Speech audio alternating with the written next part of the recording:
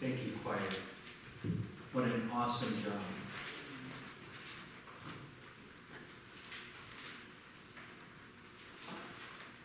Good morning.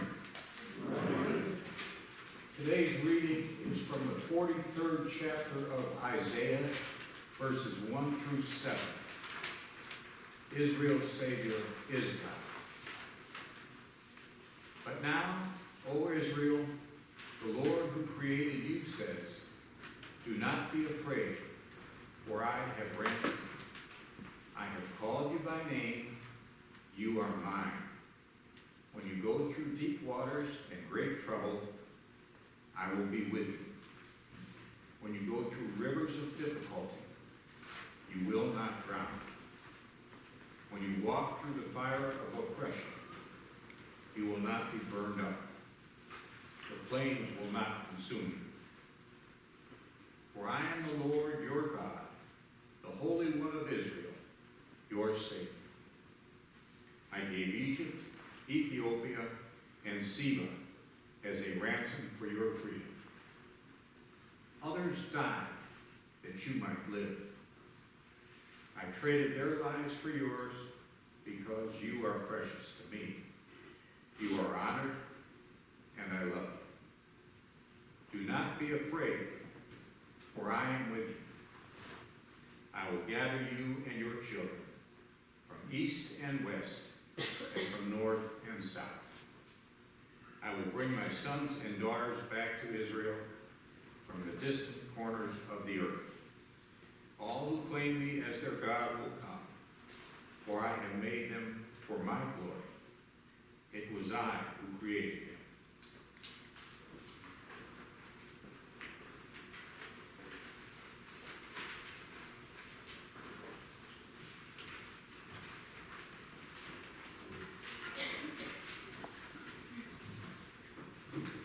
Thank you, Scott, for that reading.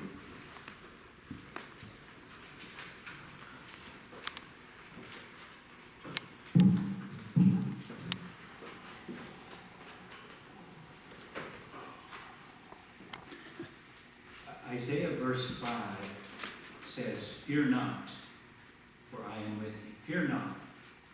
Do not be afraid. That's something we've talked about in the past.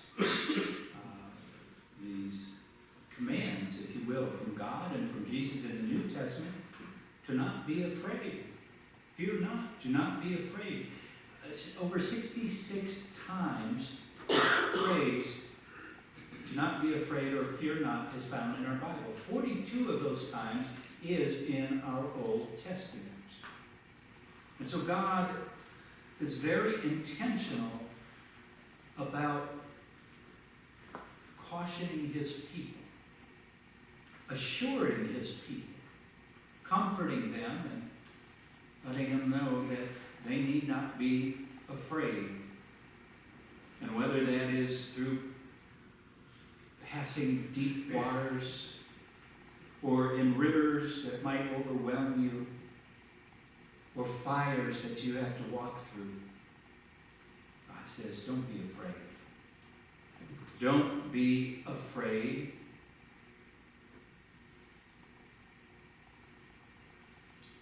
I am with you. You are mine. That is a reassuring message to us anytime. You know, each year I see our toddlers and children and youth of our churches being faithfully taught and led by our Sunday school teachers, our youth group leaders, our VBS leaders. And I have a wonderful privilege in 8th grade during the school season to spend a couple of hours each Wednesday with our confirmands. It is a commitment that the families and parents, teachers and leaders make to one another to do this. A commitment to teach our children, a commitment to have our children here. And this is important to all of our faith community because we are laying the groundwork. We're laying a foundation of Christian values and morals. And this is important because as they get older, they will face a culture that gives them wide freedoms to do pretty much anything they want. It will be part of that culture where such commitment to Christ is hard to follow and sustain. We live in a society where the prevailing gospel is go for the gold. You can have whatever you want. Widescreen TVs, 70-inch widescreen TVs, computers, iPods, caller ID, GPS, 3-wheelers, 4-wheelers, snowmobiles, multiple cars, hundreds of channels to choose from, and as many clothes as you can possibly push into your closet and dressers. And that list goes on and on. Much of which didn't exist when I and some of you were young, the age of our children now. And that list will continue to grow over time. But it's not just stuff. The prevailing gospel also says you can have whatever you desire in entertainment, and adventure, amusement, and travel. This is the gospel of commercials and infomercials. It's the lifestyles of the rich and famous with massive malls and online shopping providing us with whatever we want. Wow. Now you might be thinking that I'm going to be condemning all of this and exhorting us to live a more austere life, but that's not it at all. There's nothing wrong with this stuff, and amusement and diversion and entertainment. There's nothing really wrong with a measure of interest and desire for these things. The problem is confusing these desires with what we truly need to be truly happy and fulfilled as human beings. Desires are conscious And they have to do with gratification of wants and wishes. And needs are basic. We may not even be aware of them because they're so easily fulfilled with our getting and spending. But needs have to do with inner fulfillment, purpose, a sense of worth, and our primary relationships with God and with one another. If it's hard to recognize the difference between wants and needs, it's equally hard to recognize that getting what we want and desire never delivers what is promised. Never really brings true satisfaction or happiness. One day a man died and passed into the next world. When he opened his eyes, he saw more beauty and luxury than he had ever imagined, more than he ever dared hope for or desired. And he found that his every wish was granted instantly. At the slightest whim, an attendant would appear to see the wish granted. But after time, he grew bored and restless. If only something different would happen, he said to himself. If just once there would be a refusal. If only I had to struggle for something. Finally, when it got to be too much, he called the attendant to him and said, I want something that I can't have unless I earn it. Unless there is a price, a real discipline. I'm sorry, the attendant said. That's the one desire we cannot grant. Very well then, the man replied, let me out of here. I'd rather be in hell. Whereupon the attendant said, Sir, just where do you think you are? So satisfaction of desires doesn't do it. Well, then what? What do we really need? What do we need to be happy and fulfilled and saved? According to an old word and story, we need a basic attitude towards ourselves and our lives. The prophets and apostles alike insist that we have got to get one thing straight about ourselves. Before anything else healthy and happy can happen to us. And that is that we do not belong to ourselves. We are not sovereign beings at liberty to do whatever pleases us. And if we try to live our lives that way, we pay a terrible price. I have redeemed you. I have called you by name. You are mine. The whole concept of belonging to someone else is strange for most of us. What do you mean I belong to someone else? What do you mean I'm not my own person? Well, in relationship to our parents and peers, to dependency on others to take care of us or to think for us, that's true. But that's not the same as drifting along and doing whatever we feel like and truly living. Think of the prodigal son for a moment. A boy coming of age leaves his father's farm, taking with him his inheritance, a whole lot of money. And he goes off on his own and he parties his way across foreign lands, gets mixed up with the wrong people, and eventually ends up homeless and eating pig food to sustain his life. He sees the emptiness and he returns home because he has nothing left and certainly no life to speak of.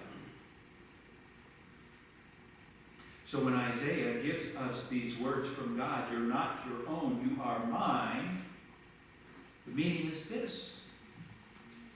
Real freedom means living life by a higher law and vision than what we want or what we feel or like or desire.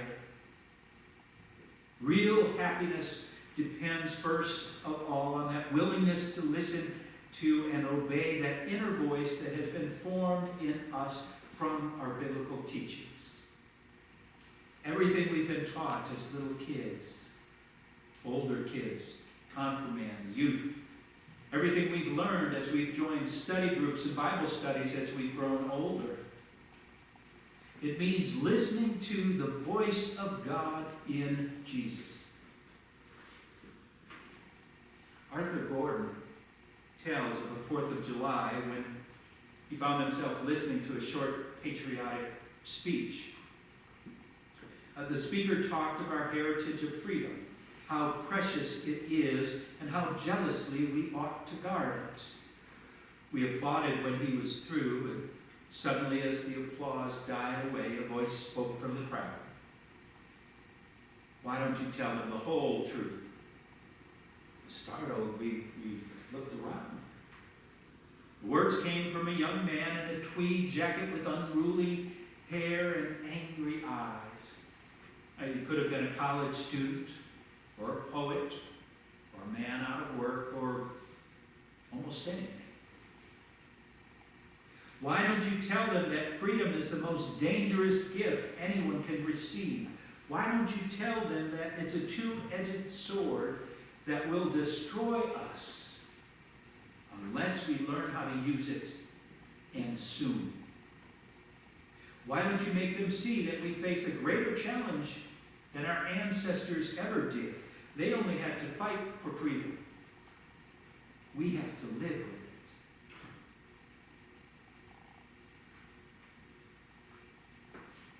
I thought that was a very interesting take on freedom.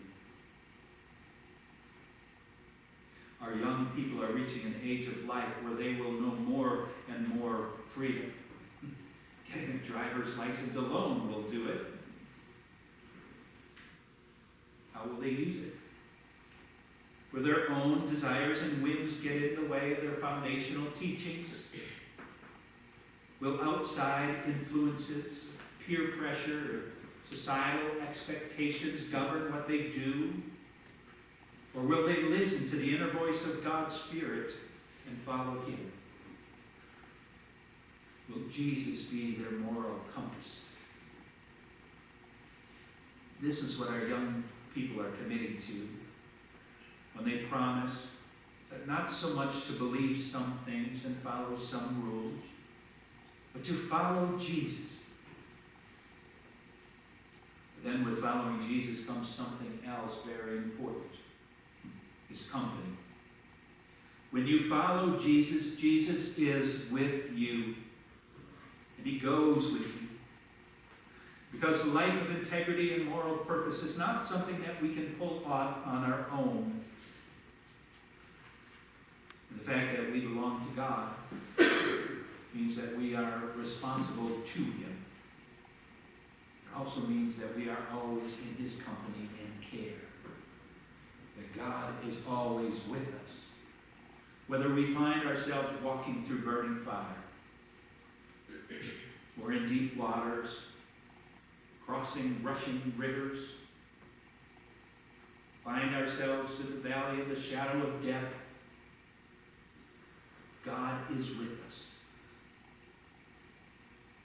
Do not fear, for I have redeemed you. I have called you by name. You are mine. When you pass through the waters, when you walk through the fire, I will be with you. For I am the Lord your God. Even as we do, our people need to deeply believe that they are truly important. And not just to parents and friends, and not just to us, but to a heavenly God. The decision for great responsibility, the decision for great companionship. That's what the decision to follow Jesus means. God, who came to us in Jesus as Lord and Savior, Redeemer, guide, and strength. He is both the compass which gives our life integrity and focus, and the companionship which gives us courage and comfort. If you have taken him seriously and tried to faithfully follow this way, then it will always be so. Thanks be to God.